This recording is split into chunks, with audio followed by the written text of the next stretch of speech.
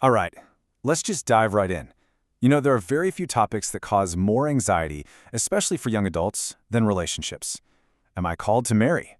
Is being single just this awkward holding pattern until life really begins? Today, we're going to unpack a perspective that looks at both marriage and singleness as incredible gifts. And the foundation for our entire conversation comes from the Bible, specifically from 1 Corinthians chapter 7. The Apostle Paul writes, "I say this as a concession, not as a command." Now, this one little line is a huge deal. He's basically saying, hey, what I'm about to tell you about marriage isn't a strict rule for every single person.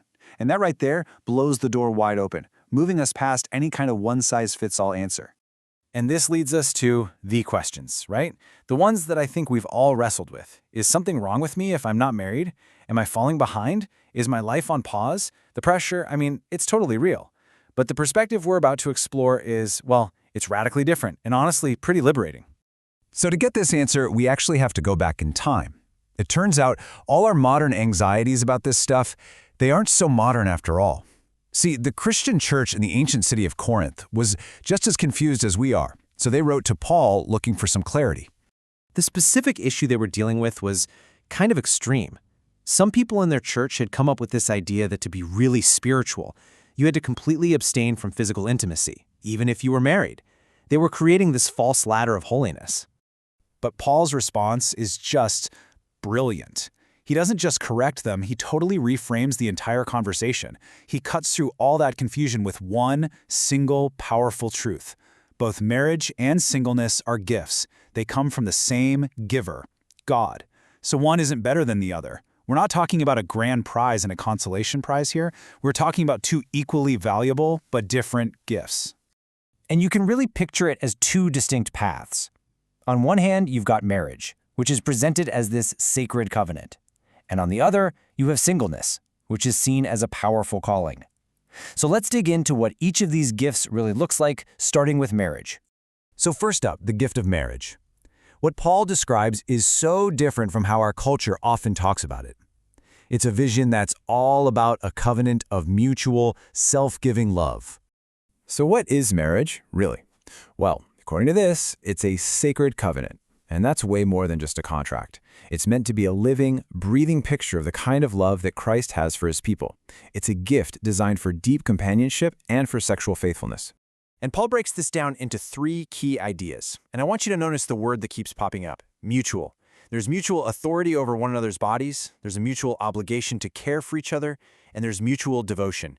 This is a beautiful, high standard. It's about genuinely giving of yourself, not just seeking your own benefit. And this brings us right back to that bizarre idea floating around in Corinth. Paul hits it head on. He says no, abstaining from intimacy isn't holier. In fact, it's the opposite. Within the marriage covenant, depriving your spouse actually opens the door to temptation. It completely misunderstands what the gift is for. Okay, so now let's turn to the other gift.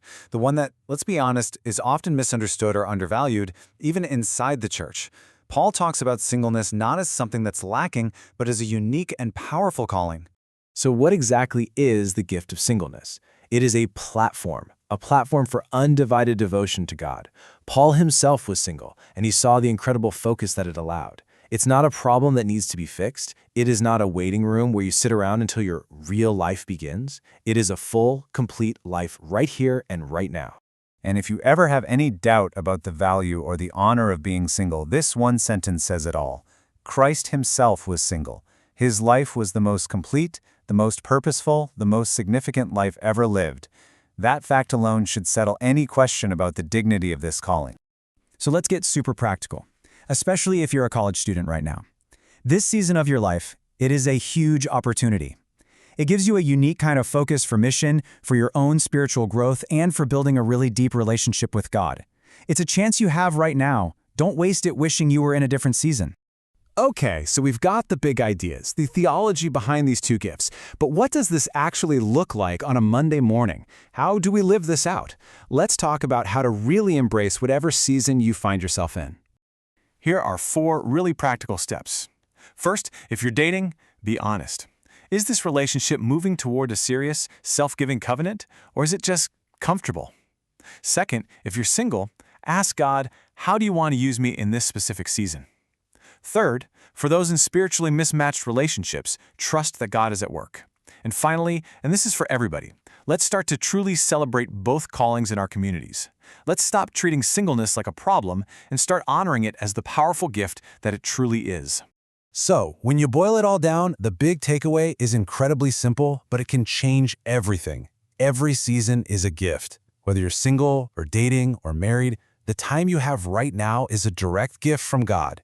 It is not a mistake. It is not a stepping stone. It is the gift. And that really just leaves us with one final question to think about. Are you just waiting for the next thing, putting your life on hold for some future that you think will be better? Or are you embracing the season you're in right now, living it fully, with total devotion to God? What would that look like for you starting today?